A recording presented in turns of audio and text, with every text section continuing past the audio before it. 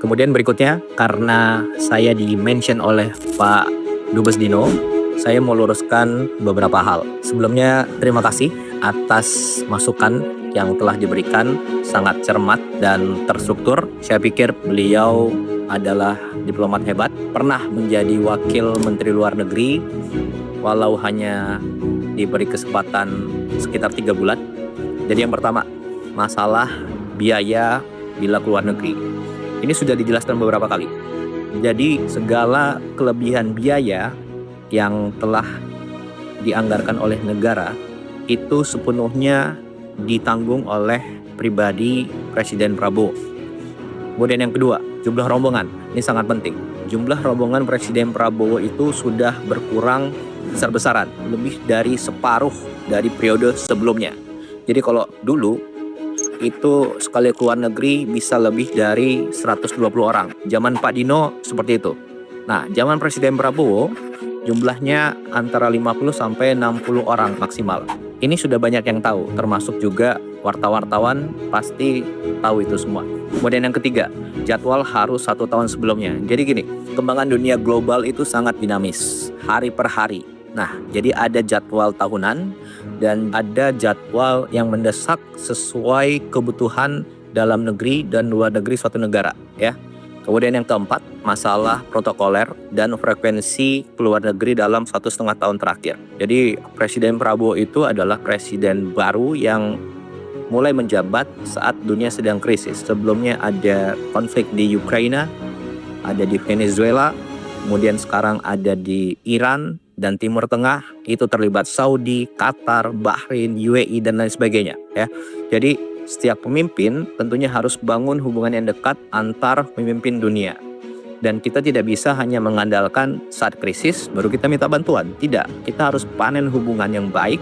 Lalu bila suatu saat ada kondisi mendesak, kita bisa minta bantuan. Dan begitu pula sebaliknya, oke? Untuk itu perlu kedekatan pribadi, kedekatan emosional antar pemimpin, baik secara langsung, diliput media, ataupun tertutup. Nah, itulah diplomasi. Jadi salah besar kalau dibilang hanya gagah-gagahan, seremonial.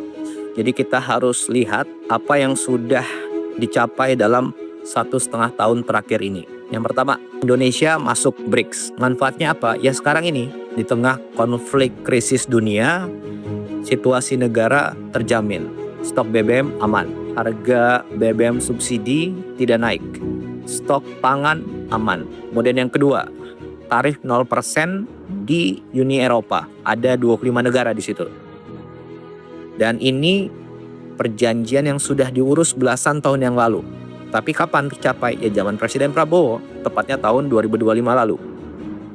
Kemudian yang ketiga, total investasi yang masuk dalam 1,5 tahun ini adalah sekitar 2.430 triliun. Itu data dari BKPM. Kemudian contoh konkret lagi nih.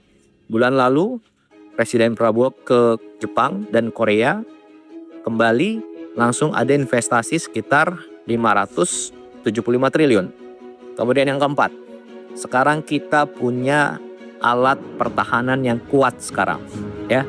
Dan itu dari banyak sekali negara. Prancis, Amerika, Rusia, Cina, Inggris, Eropa, banyak negara. Kemudian yang kelima, program ibadah haji tahun 2025 lalu dan khususnya tahun ini itu lancar. Nyaris tidak ada kendala-kendala yang signifikan. Indonesia adalah negara satu-satunya yang punya perkampungan haji di Arab Saudi. Dan Saudi sendiri mengubah undang-undangnya agar suatu negara mempunyai lahan di situ untuk digunakan oleh jamaah haji. Kemudian yang keenam, Presiden Prabowo betul-betul berperan aktif di Palestina. Apa buktinya? 1, kita ada drop off logistik dari udara. Sudah beberapa kali. Tidak semua negara bisa. Kenapa? Itu harus ada diplomasi dengan negara-negara yang wilayah udaranya dilewati oleh pesawat. Kemudian yang kedua, kita kirim kapal rumah sakit ke Palestina.